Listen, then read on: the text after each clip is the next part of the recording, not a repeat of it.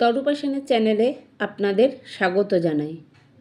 আজকের জেনারেল নলেজের সাবজেক্ট হলো ভূগোল। সৌরকলঙ্কের উত্তাপ পাশের জায়গার তুলনায় ১,৫০০ ডিগ্রি সেলসিয়াস কম। চাঁদের আকর্ষণে পৃথিবীতে জোয়ার ভাটা হয়। সূর্যের বেশিরভাগ অংশই হাইড্রোজেন ও হিলিয়াম গ্যাসে পূর্ণ। চাঁদের কক্ষপথটি উপবৃত্তাকার। কালপুরুষ হলো একটি নক্ষত্র মণ্ডল। ধ্রুবতারার আলো পৃথিবীতে এসে পৌঁছাতে সময় লাগে ৪৭ বছর।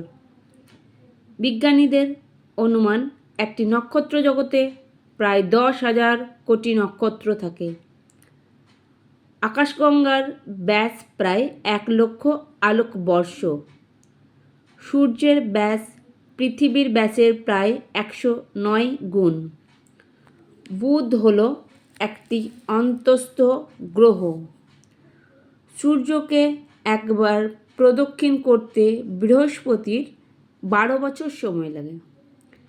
নেপচুনের বায়ুমণ্ডল মিথেন গ্যাসে পরিপূর্ণ। চাঁদে একটানা প্রায় ১৫ দিন ধরে রাত ও দিন থাকে।